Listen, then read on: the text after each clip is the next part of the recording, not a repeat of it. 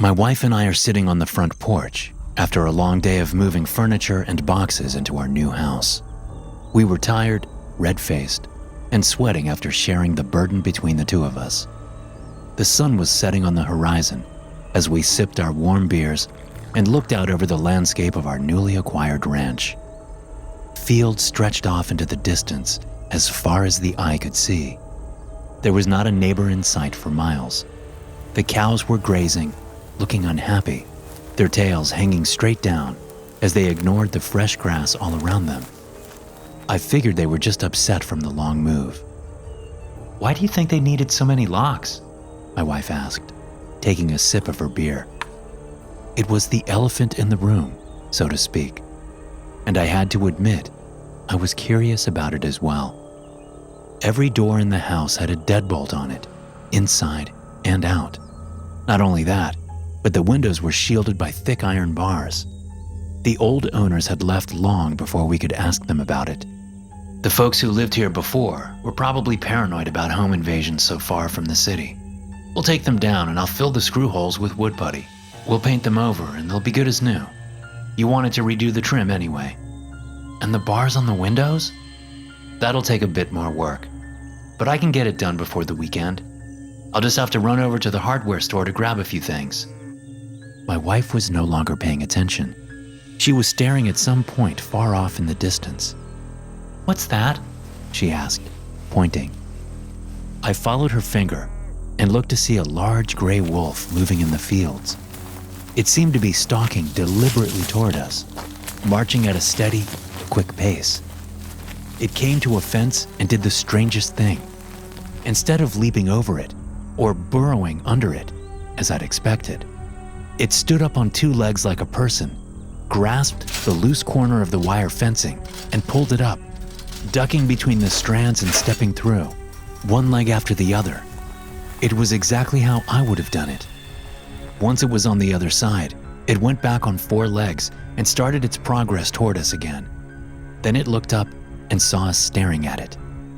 The gray wolf stayed still for a few seconds, then disappeared in the tall grass suddenly.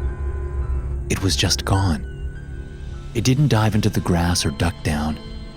It was there, and then a moment later, it was just gone, vanished in the blink of an eye. The two of us sat uneasily on the porch, and I stood up to look in the distance, trying to spot the creature, but it was nowhere to be found. "I'm going inside. You should come too," my wife said, sounding nervous. We went in and locked the doors at the front and back of the house.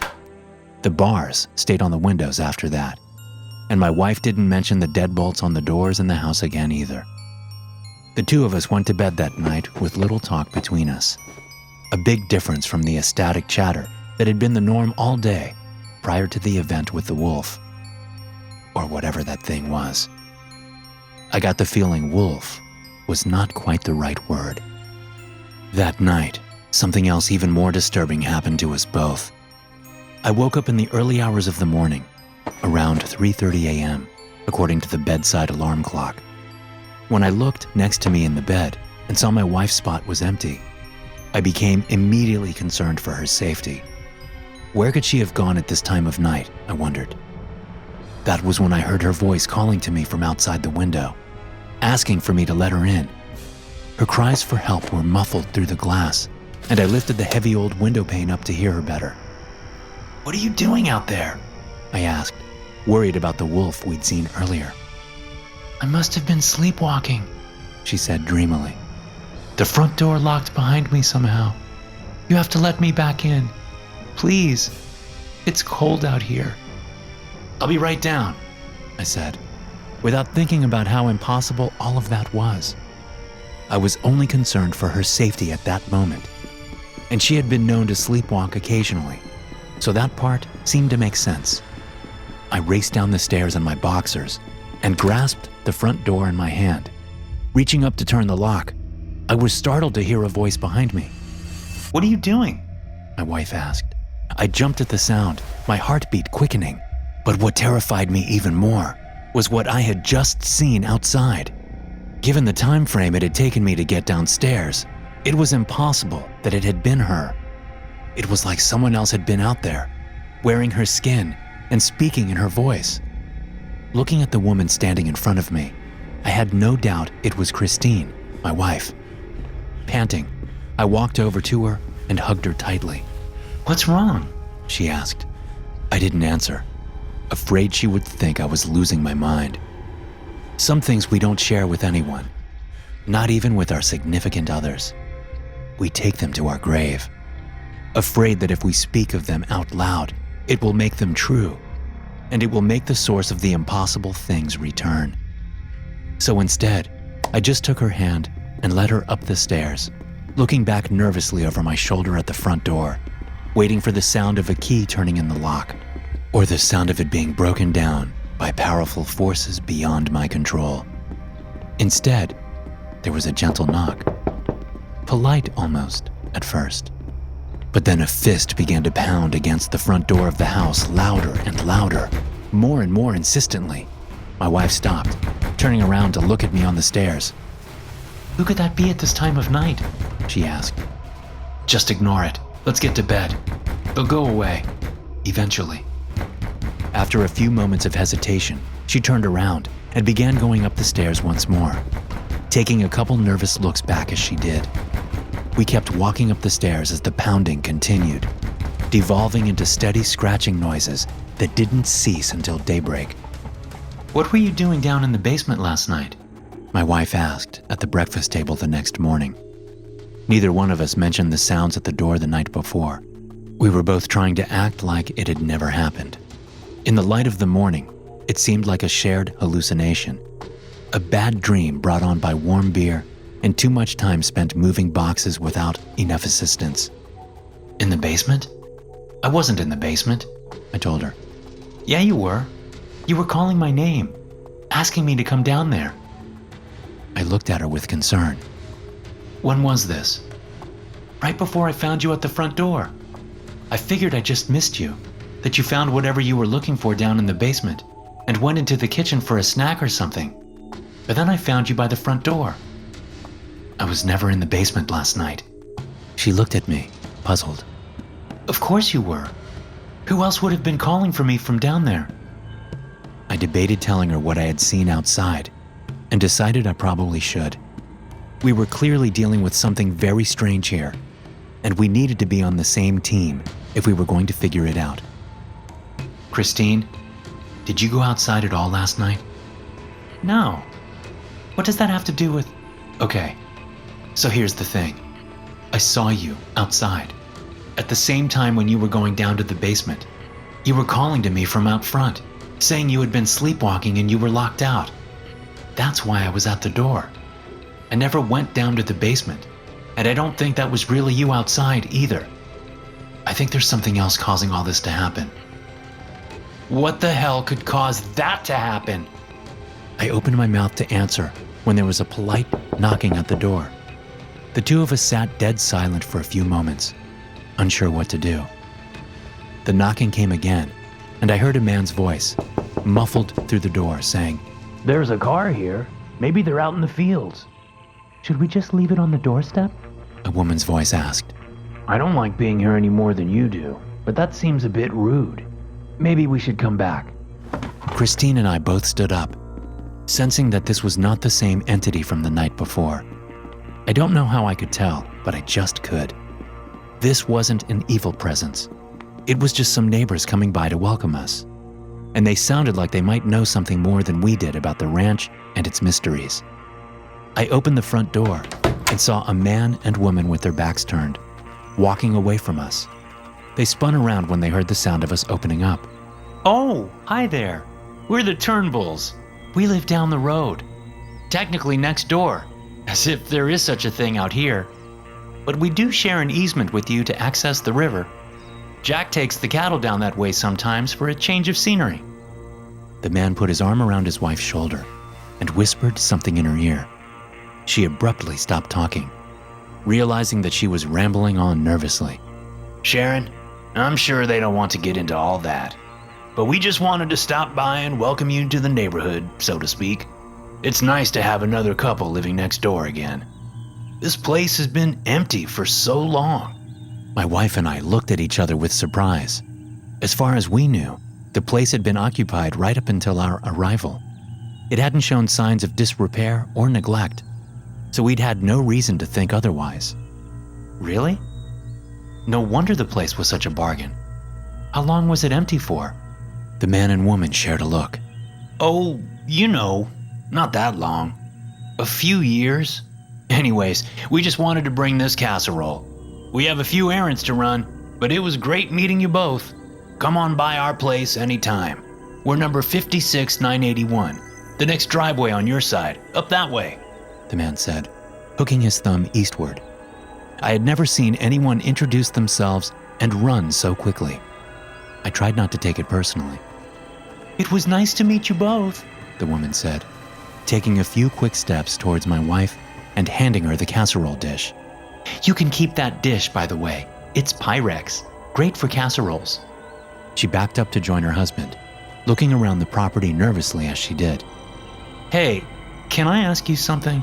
The two of them looked ready to run back to their car, but they stopped and nodded, shifting on their feet anxiously and waiting for me to speak.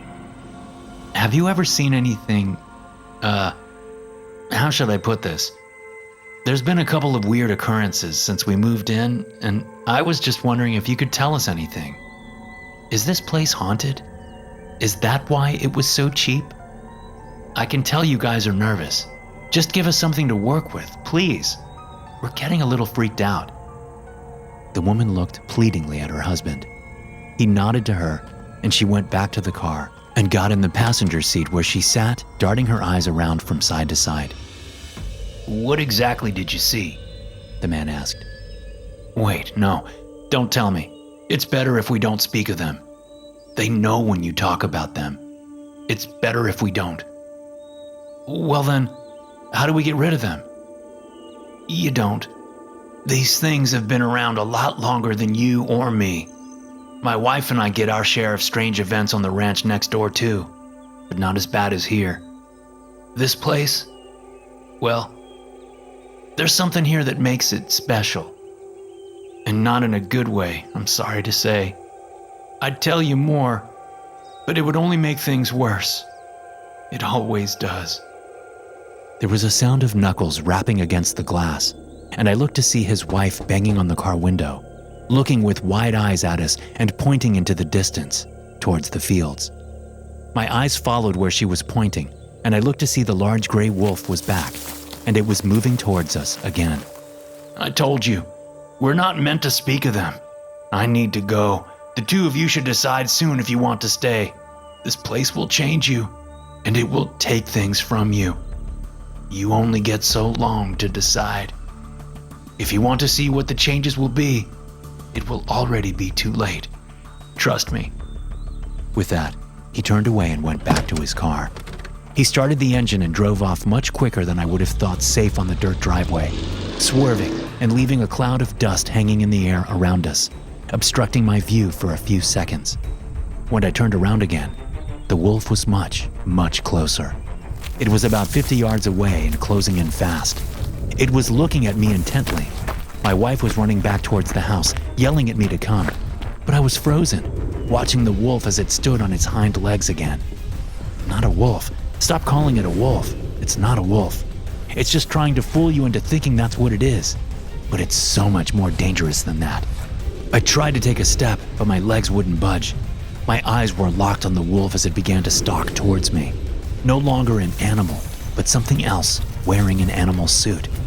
The ancient leathery skinned humanoid beneath the wolf armor could be glimpsed occasionally as it strode like a hunter in my direction, taking long steps, moving low to the ground. The fur pieces were simply strapped onto it like clothing, the wolf head strapped on like a hat. "What are you doing? Get in here!" My wife yelled one more time, and my foot suddenly started to move. As soon as it did, I found I was unfrozen and finally able to start running, and not a second too soon. The house was close, but the thing was fast. When it saw me beginning to run, it became a wolf again in an instant. The idea that it was anything but that seemed ludicrous as I watched it race towards me on all fours, its snapping jaws dripping saliva as it drove to cut me off. This thing was a massive gray wolf through and through. It could be nothing but that. And yet my eyes had begged otherwise just a moment before. If not for my wife, it might have gotten me. But she saw what was happening and took a large rock we had been using as a doorstop and threw it straight at the thing's head. It missed, hitting the beast in the shoulder instead, but it was enough to drive it back for a brief second, which was all I needed. I ran into the house and slammed the door shut behind me. An instant later, the scratching began again. Soon, there was another one at the back door, scratching it as well. The sounds continued for hours. When the noises stopped and I finally ventured outside again, I found that 3 of the cattle had been killed. The others were scared out of their wits, huddled together in a corner of the field near to the house. Their eyes darted around the fields, reminding me of how the neighbors had looked as they scanned our property for the things lurking in the shadows. I was beginning to suspect we were not going to be able to stay in this place much longer. Even if we could survive, this was no way to live. That night, my wife and I sat in the living room with all the blinds and curtains drawn, discussing what we would do. The house wouldn't sell quickly. That much was obvious based on the neighbors' statements. The 2 of us decided we would leave in the morning. We would stay in a motel until we found an apartment to rent, sacrificing all of our investment in the house. Even if we put it up for sale again, it would be a long, long time before we made any portion of our money back. But it was too dangerous and too terrifying to stay. "I'm going to bed," my wife said, looking tired. "Come upstairs soon, okay? I don't want to be alone." "I'll be up in a minute," I told her. "I just want to grab a glass of water." She nodded sleepily and went up the stairs slowly, looking depressed. We had dreamed about this move for so long, and now it was all coming to ruins. I felt sad about it too. I went into the kitchen and poured a glass of water. After drinking it down in one long gulp, I decided I needed another. It had been a long day, and I'd been too distracted to drink anything. A noise came from upstairs, a scraping sound like claws. Setting down the glass, I turned around and listened closely. "Christine?" She didn't reply. I took a few steps across the linoleum floor of the kitchen before calling out again. Once again, there was no answer. By the time I got to the bottom of the stairs, my heart was pounding so fast and hard, I felt like it would beat right out of my chest. I opened my mouth to call her name one more time when I saw it. The wolf that wasn't a wolf strode on 2 legs across the gap at the top of the stairs, then disappeared around the corner, heading towards my wife. It was so quick that I thought for a moment I could have imagined it, just a gray blur that was gone in an instant. If not for the fact that it looked down the stairs at me and smiled, its long canines gleaming in the light. Its eyes were pure blackness. I ran up the stairs as fast as I could, terrified of what it would do to her. When I got to the 2nd floor, I looked down the hall to see all of the doors were closed. It was as if the whole thing had really been just my imagination. Taking an unsteady step towards the bedroom, my heartbeat did not slow down even slightly. My hand was shaking as I reached for the doorknob, turning it and entering the master bedroom. I entered hesitantly, finding the room dark and my wife asleep in bed. Part of me wanted to wake her up, but for some reason I didn't. "It will be fine, just go to bed," my irrational thoughts said. My pounding heart began to slow, and my eyelids grew heavy. "This is fine," my mind told me. "Everything is fine. Just go to sleep now." Trying not to think of what I had seen just moments before, I climbed into bed, getting in next to my wife and shivering while my body warmed up beneath the sheets. There was a soft sound of padding footsteps outside the bedroom door. Scratch, scratch, scratch. Something wanted to get inside the bedroom, and a strange, foreign-sounding part of me wanted to let it in.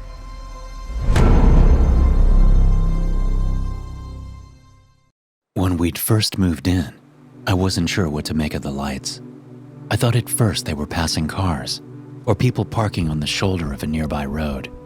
Perhaps they were teenagers looking for a place to get high or make out. Or worse, hunters trespassing on our land. I even walked out to confront them one night, thinking they had no right to be harassing us like they were. That night when I saw the lights, I started marching out there purposefully, despite the late hour. There were no crickets chirping, and nothing was making a sound. Everything was dead quiet as I got closer to that glowing round light at the edge of the property. Then I blinked, and it was just gone. Thinking still that it was just teenagers or drunks who had seen me and turned their lights off, I kept walking out further, the eerie quiet and the moonless night making me uneasy as I approached the tree line. There was no way a car could have disappeared so quickly, and yet when I got to the road, there was nobody there. It was as if the source of the strange light had just disappeared, vanished into thin air.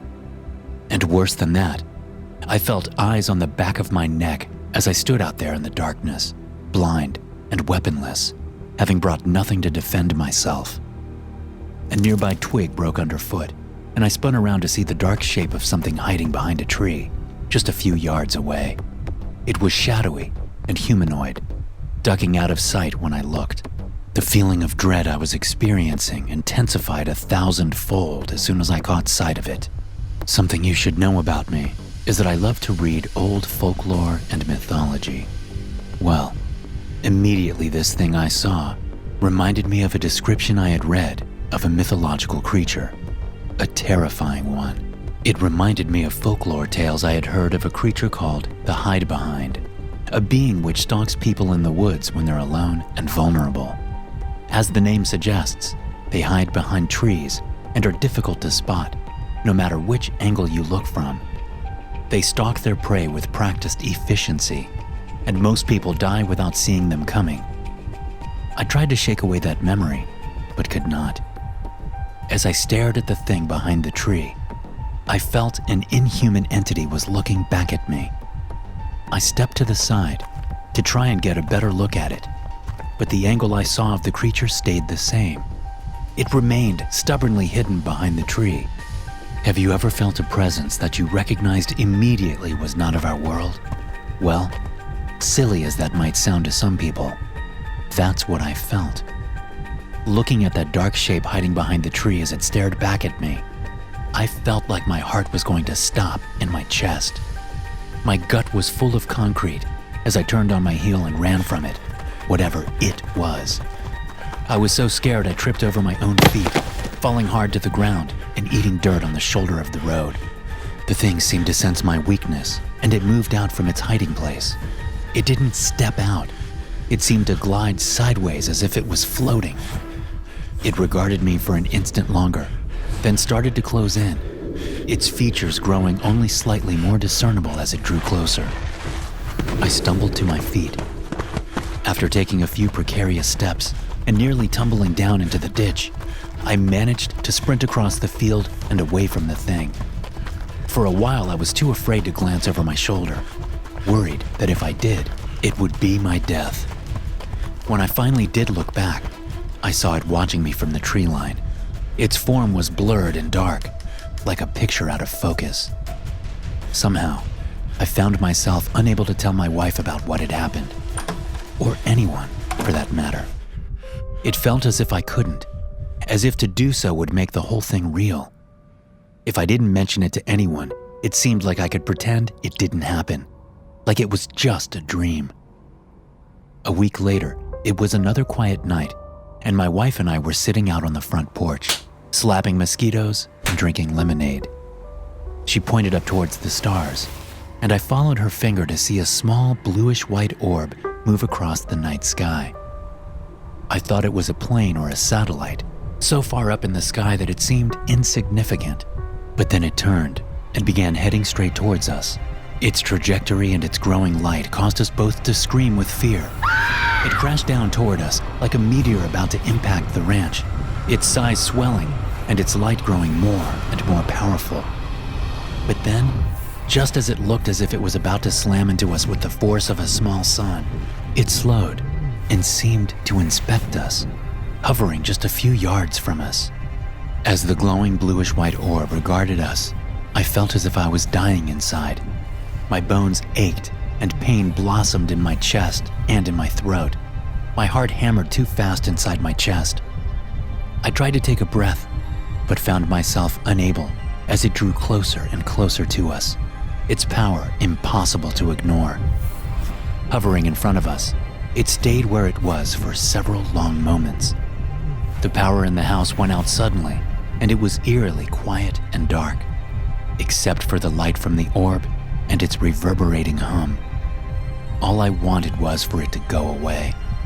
The feeling of it was so upsetting and so unpleasant, it made me feel queasy and sick, and even worse than that in a way I can't describe.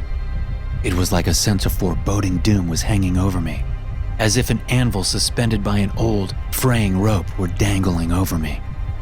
I blinked my eyes, and when I opened them, the orb was lazily floating away from us, going back up into the sky. Then it vanished in a horizontal line which indicated sudden rapid movement. The white line across the black night sky disappeared a moment later, and I finally felt as if I could breathe again. "What the hell was that thing?" my wife had asked, sounding just as terrified as I felt.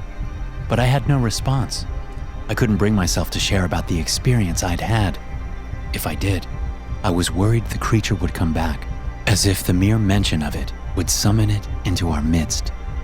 When we went back inside the house, all of the phones, laptops, gaming systems, appliances, and anything else electronic in the house was completely inoperable. In an instant, they were transformed into giant, useless paperweights. As the weeks went by, the glowing orbs became a more and more persistent problem. They also began affecting our livelihood. Eventually, I started to realize that this place was cursed. One morning in particular comes to mind. The morning when everything changed and I realized I could no longer stay at Skinwalker Ranch. I stood out in the field in the early morning sun, looking at the dead cow, flies buzzing around its head. A strange hole was sliced through its neck, the edges clean like they had been cut with a scalpel. The missing portion of its jugular had caused it to bleed out, and the evidence of that was coagulated all around my feet in a sticky puddle. My wife had named this one Avocado. I could tell it was avocado just by looking at it. An egg-shaped black mark on its side with a white circle at the center distinguished it from the others. The yearling would have gone off for slaughter in a month. Its untimely death would put us in the red even worse than we already were, especially since another 3 deaths had occurred in recent weeks, each time the same unexplainable injuries. The property had been nothing but trouble since we moved in. Nothing had gone right. I looked around the property, trying to see if I could spot one of the orbs. The skies were clear and blue, completely cloudless. No glowing orbs. Not today, at least. Why would anyone want to do this to an innocent animal? I thought, staring at the blank expression on the cow's face. My eye caught movement in the sky to the north, and I looked to see something whizzing past like a bullet. It was a round ball of bluish-white light, tracing a path across the field, heading for a patch of grass behind some nearby trees. It disappeared a moment later. That was when I realized the cattle were over in that field grazing. The orb was headed straight for them. No longer thinking rationally, only worried about our livelihood being wiped out, I raced across the sun-yellowed grass towards the clearing. Anxious moos could be heard through the trees. As fast as I could run, I felt so slow compared to those things which were terrorizing us, the evil orbs which came from the sky to torment us. The cows were all racing towards me, terrified of the blue orb. One of them crashed into me, knocking me to the ground, and I felt a hoof land just beside my head, which surely would have killed me if it had been a few inches to the side. I stood to see the glowing orb's attention turn to me. Without any distinguishing features, it should have been impossible to tell when the wisp of light was turning, but somehow I could sense that it was looking right at me. And then, an instant later, it was over top of me, inches away. It droned and undulated in the most unpleasant way, like too much bass in the backseat of a car where you have no control over the stereo. Like a drill at the dentist burrowing into a back tooth when you realize there's not enough Novocaine in the world to quench the pain of what you're about to experience. Like the roar of an airplane engine from an inch away, or a case of tinnitus bad enough to make you go insane. And yet I couldn't move. I could only lay there, feeling as if my skull were being torn apart by opposite forces too strong to resist. Was this what happened when people spontaneously combusted? Was this alien going to make me explode like an egg in the microwave? Suddenly I heard my wife screaming something behind me. The shotgun blast was deafening, but had no effect on the glowing orb. My wife reloaded and pumped the barrel once more. Then I heard another shot go off. Again, it seemed to do nothing. That was when the orb moved over me, traveling towards my wife instead. It settled its presence around her, and I screamed at her to run. She didn't look as if she was able to hear me anymore, though. The shotgun dropped from her hand, and I watched her eyeballs rolled up, revealing the whites of her eyes and nothing else. She appeared possessed as the blue glow enveloped her, and her skin started to cook like meat over the barbecue. "No!" I screamed, scrambling to my feet and running over toward her. By the time I arrived, though, she was nothing but a pile of black ash and cinders in the perfect shape of her form. As I dove into her, trying to rescue her from the light, the orb receded back into the sky. As I collided with the column of embers that had been my wife an instant earlier, it exploded into a black-gray cloud of dust, obliterating any evidence of what had just happened, and leaving only a scattered pile of ashes. I was left coughing and choking on her remains, covered in black soot. Part of me couldn't believe what had just happened really happened. But when I looked at the ground beside me, I saw the shotgun she had been carrying with her. She had tried to save me, I thought to myself. She'd tried to save me, and it had gotten her killed. After weeping for a while, unable to move or do anything, eventually I stood up, and the ashes poured off of me and continued to cloud the air around me as I walked slowly back towards the farmhouse with my head hanging down. What was I going to do now? My wife was my whole life. Without her, the world seemed empty and hopeless. There was no point to anything anymore. I stumbled past the cows, and they watched me with sad eyes. Climbing the porch steps, I opened the front door and stepped inside the house. The smell of delicious food being cooked on the stove greeted me immediately. Onions and garlic, and the sounds of a knife chopping something on the cutting board. I ran into the kitchen, unable to believe my senses. And there she was, my wife, Christine, standing in the kitchen, chopping a bloody red piece of meat.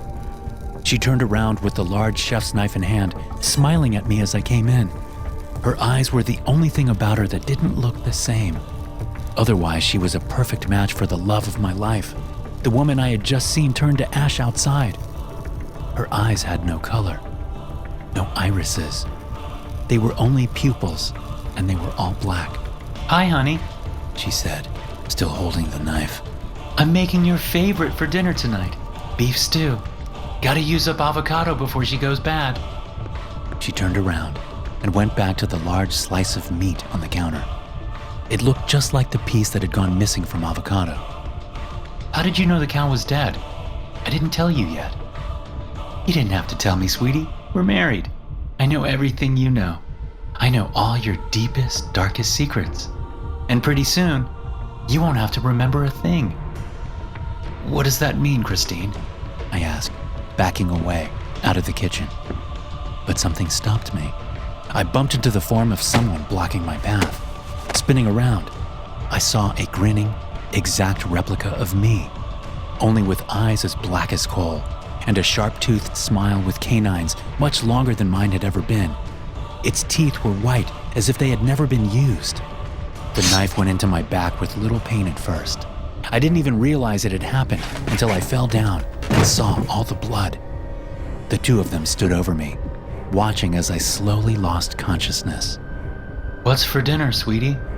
Numi asked, his voice sounding far off and quiet. "Oh, you're gonna love it, honey. It's his favorite, beef stew. Sounds delicious." The dark room was filled with the whirring sounds of hard drives and the pale blue glow of computer monitors. An occasional burst of static from one of the walkie-talkies at the charging station would break the silence between me and the other security guard, who was trying unsuccessfully to keep his eyes open. "Doesn't anything interesting ever happen around here?"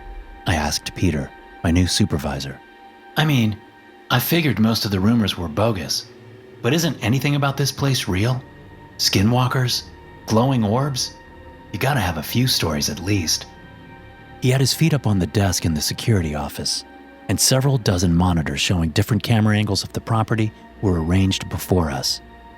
The billionaire who owned the ranch had spared no expense trying to capture the paranormal presences of Skinwalker Ranch on camera, but so far from what I understood, he had been completely unsuccessful. "You watched one too many History Channel specials, kid," he said, barely opening his eyes to look at me. I realized he was falling asleep. "There's nothing here but a rich guy with too much cash and an army of underpaid acolytes like you and me, busting our asses to document a whole lot of nothing." "So what's with the body armor? And the tasers and all the safety equipment? I'm surprised they don't have us packing heat with all this stuff we have strapped to us." We looked like SWAT officers, which was completely ridiculous considering our job descriptions mostly involved eating boxed lunches and trying not to bore ourselves to death. "Dude, shut up and quit asking so many questions. One day the old man will get wise that E.T. ain't coming. But until then, just enjoy the gravy train, okay?" I grunted in agreement and sat watching the monitors as Peter began to snore. Looking at the time, I saw it was past 3 a.m. Only another 4 hours until the morning shift arrived. This was the hardest time of the night to stay awake. I needed another cup of coffee, or I would soon be asleep like Peter, and at least one of us had to keep an eye out for the boss. There was no way of knowing when the old eccentric billionaire would come wandering over for a look at the video feeds, and to make sure his hired goons were bright-eyed and bushy-tailed. He'd been known to pop in for surprise visits. Since I needed the job and couldn't afford to lose it, I decided a fresh cup of coffee was in order. I snuck out of the security office and went into the adjoining room where a single-serve coffee machine was plugged in on a counter beside a mini-fridge. Yawning, I stuck a pod in and snapped the mechanism closed, pressing the button for a large coffee. The machine began to chug and click and gurgle before spitting out some hot, steaming black brew. Taking the cup with me back into the security office, I was unsurprised to find Peter still snoring. I blew on my coffee and sat back down, looking at the monitors with forced open eyes. Something caught my attention on the monitor to my right. The barn door was swinging open, slapping against the adjoining wall in the strong wind. It wasn't open before. "Peter, wake up! Why is the barn door open?" I had to shake him a few times and ask him the question again, but eventually he blinked his eyes open long enough to peer at the monitor. "Boss man's probably out there polishing the ATVs or something. Why do you care?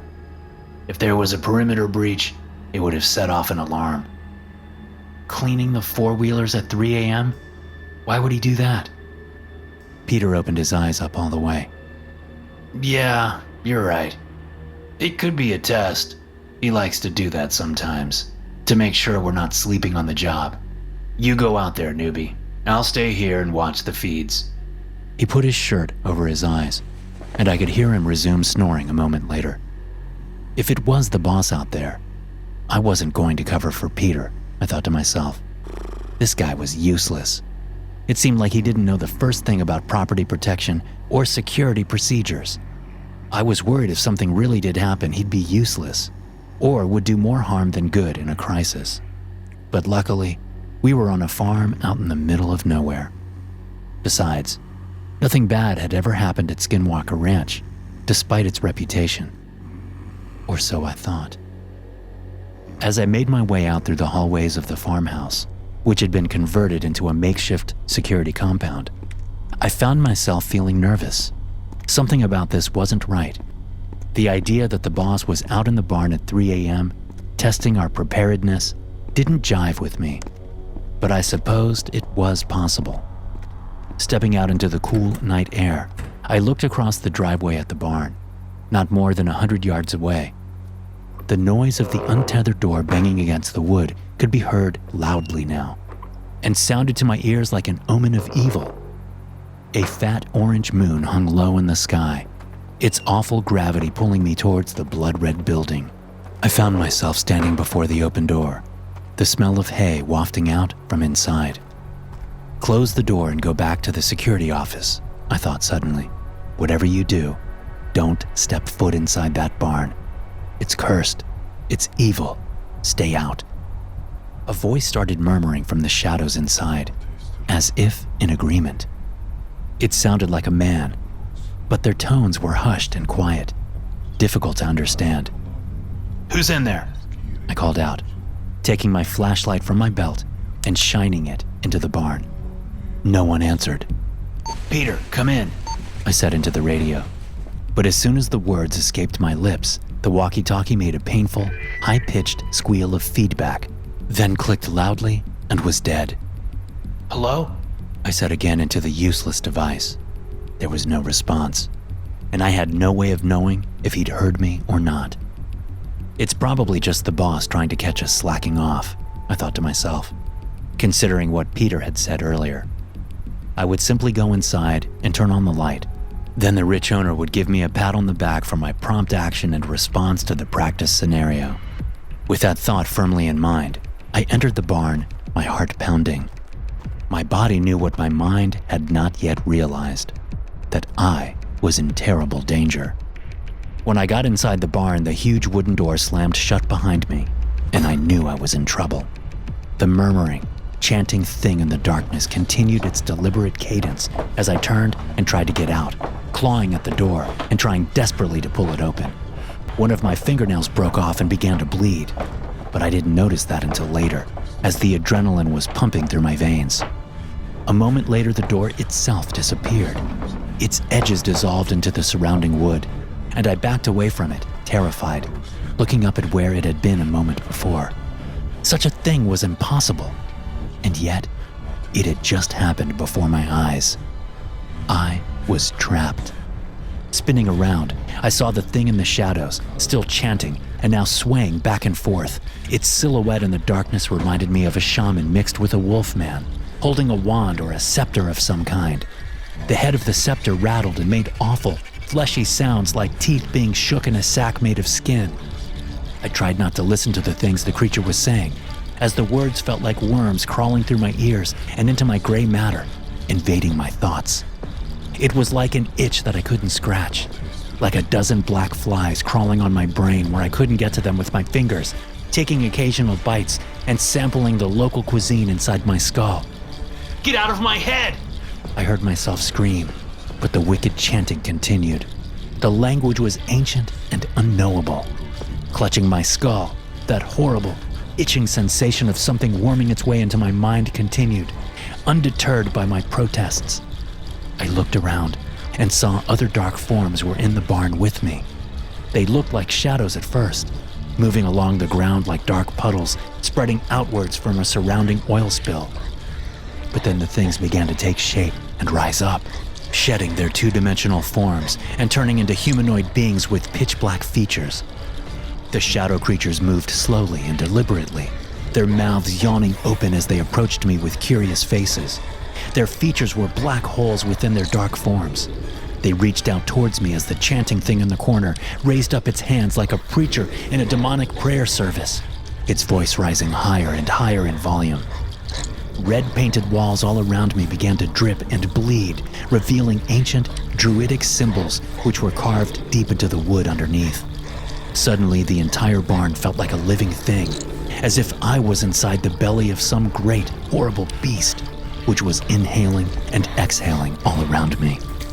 It was hot in the barn and humid, despite the chill of the night air outside. The temperature was rising quickly, causing sweat to pour from my head, running into my eyes and making them sting with pain as the shadow creatures started to inspect me more closely. Each one took its turn leaning in close, running its oily hands over me and judging me somehow. They made whispering noises back and forth, and a few took sample bites of me with shadowy mouths, leaving oddly non-bleeding wounds in my flesh. I cried out in pain each time, and it seemed like they were shushing me as they raised up their extremities to my face with every noise I made. For some reason, I found myself obliging. Finally, one of them seemed to settle on taking me for themselves, as the chatter between the shadow creatures stopped and it smiled broadly, looking pleased with itself. The creature resembled a black panther about to pounce as it leaned in towards me. It looked as if it was preparing to dive into my mouth to make a home inside my body permanently, when the huge wooden barn door, which had previously vanished, crashed in behind me. Glaring spotlights filled the space, and I looked around to see the shadow things were dispersing. The shaman creature in the corner, who had been chanting in wicked tones, made a circular motion with his wand, and a dark hole appeared in the wall, which he proceeded to exit through. It disappeared a second later, closing tightly behind him. Looking around, I saw the barn around me was no longer painted bright red. It was old and run down, dilapidated and out of use. The ceiling was broken and sagging, revealing stars through a gaping hole up above. "What the hell are you doing in here, kid?" One of the security guards was asking me. "You're not supposed to be in here. Nobody's allowed in this building. It's not safe." But Peter told me to go check it out. He was sleeping. I never told you to go in here. I haven't seen you since you disappeared earlier," said Peter, stepping out from behind the other guard. "You're lucky these guys came to check in here after hearing you screaming. This building is off limits. Can't you see it's ready to fall down any second?" "But I was with you just 10 minutes ago. You said..." "Don't put words in my mouth, kid, and don't make up stories. I didn't tell you to do anything. I turned around and you were gone. I figured you went home, to be honest. Thought maybe this job wasn't for you." I stuttered, unsure what to say or how to respond to this. I was sure Peter had told me to go out to the barn to check it out. Was I remembering wrong? Was I really that tired? Or had I been spending my shift with an imposter? How was I supposed to know what was true? "Looks like we might have a 278, said one of the guards nervously. "The Skinwalkers are back." "Don't talk about them," snapped the supervisor. "You know the rules. You talk about them, and that's when they show up. Everybody get inside, now! Buddy protocols. You need to go to the bathroom, take your buddy with you. You know the rules, Peter. We've got a code black by the sounds of it." Everyone drew their weapons, and I saw these other guards had guns with odd, futuristic attachments on the barrels. Strange, translucent white pieces that looked like oversized silencers. I hadn't seen any of these people when I arrived for the first half of my training shift. It turned out they lived on the property and were paid handsomely to be on call to respond to any events as they occurred. "You guys gotta be kidding. Skinwalkers? Really?" my supervisor asked as we hustled inside. Peter looked unimpressed by all that was happening, and I realized that he didn't believe in anything supernatural. He was a die-hard skeptic of such things. "Guys, come on," he said dryly. "This is complete paranoia. The kid just had a panic attack or something. You don't really believe in this stuff, do you?" "Quiet." One of the heavily armed guards snarled at him. "You don't know shit about what happens in this place. You've only been here a month. The boss should have known better than to let you train the new guy. He could have gotten himself killed." I felt queasy and numb when he said that, realizing it was true. If they hadn't arrived when they did, who knew what might have happened? Peter didn't say another word. Instead, he just made an annoyed sound and followed the rest of us as the formation began moving towards the door to the farmhouse. He stayed back a little ways, as if in protest. Just as we were about to enter the house, I heard him stop from a few yards away, muttering to himself. I paused to look back, stopping where I was in the doorway as the rest of the team went inside. I held the door open for him, hoping he would follow. But instead he began to yell in a loud, agitated voice. "You're all a bunch of suckers. You know that? Skinwalkers? Really? This place is just a busted down old ranch in the middle of nowhere. There's no curse. There's no monsters. Watch." He turned around, facing the other direction. "Oh, Skinwalkers, come and get me. Look, fresh meat for you Skinwalkers. What, aren't you hungry?" Looking back at us, he smiled and then started laughing at all of us. "See? There's nothing out here." He made a surprised sound and turned suddenly, just as something began to appear from the shadows. It was large and hulking, its form an ink blot against a starless midnight sky.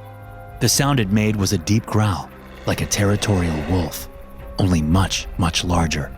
Its legs were long and stilted, giving it an unnatural look. Its fur was bare in places, mangy, and full of clumps and burrs. Nice doggy, Peter said, backing away, his hands extended outward defensively. That's not a dog! Get inside the damn house, now! Screamed a voice from over my shoulder, deafening me. Several other dark shapes emerged from the periphery of my vision, crowding around Peter and surrounding him. He began to run, but it was too late.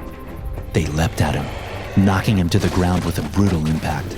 It looked like a highlight football tackle, his upper body being sent one direction, and then his legs were slammed into from the opposite angle, causing his body to contort and bend in two different ways. When he landed, he looked unable to breathe or speak, and I wondered if the wind had been knocked out of him, or if they'd broken his spine. I instinctively began to run towards him, thinking I could save him, but one of the nearby guards grabbed my arm and pulled me back. If not for that, I'd probably be dead. Squad, firing positions! The guy in charge of the group yelled, and they all fell into formation. Meanwhile, the demon wolves were tearing Peter to pieces. One of them had its jaws around his face and was squeezing like a vice grip on his skull. The other one was shredding his torso with its teeth. Ready, aim, fire! The group of pseudo-soldiers around me started unleashing semi-automatic rifle rounds into the hellhounds, each one tracing a green trajectory which streaked across the sky like tracer bullets. There was no immediate reaction from the beasts at first, and I thought they were making no impact. But then the dog-like creature started snapping and wincing at the bullets as they were grazed by them. Don't let up! Keep the pressure on! Instead of retreating, the shadow creature snarled and began to stalk towards the group of us. The bullets were doing little to stop their advance, as if they were being sprayed with water pistols. It merely seemed to annoy them further. One leapt suddenly with lightning-quick speed, pouncing on a guard nearby. He screamed as the thing started shredding his Kevlar, cutting through the protective gear like warm butter with its claws. Peter was no longer moving or breathing, and the remaining guards were quickly losing their courage. Fall back! The leader of them shouted, and I hustled inside, this time not even hesitating. We slammed the door shut and listened to the screams of the guards who didn't make it back inside. The creatures didn't kill them quickly, though. Those who were left alive died slowly as the hellish wolves tortured them, making them scream for help in an attempt to draw us back outside to rescue them. After a while, I plugged my ears, unable to stand the sounds of their dying screams one moment longer. They didn't stop until the sun came up, and by then, the creatures were gone. You'd think there would be some evidence, that one of the surveillance systems would have caught something, but the cameras showed nothing the next day. I saw the tapes myself. They showed nothing but a peaceful farm until about 3:30 a.m., when all of them went dead at the same exact instant. Authorities investigated the incident, and I gave a statement about what I'd seen, at least as accurate of a statement as I could, under the circumstances. The whole thing was written off as a wild animal attack, and once the dust settled, the whole team was let go, fired for our inaction during the event. Not that I ever wanted to go back there again anyways. I'll never forget what happened that day, and what the guards said about them showing up when you talk about them. So be careful if you hear this read aloud, because they just might have heard you speak their name, and they always show up when you talk about them. You just might not notice. Thanks for watching. Be sure to subscribe and smash that like button to get notified every time I upload a new video. You can also check out some more of my animated horror stories right here.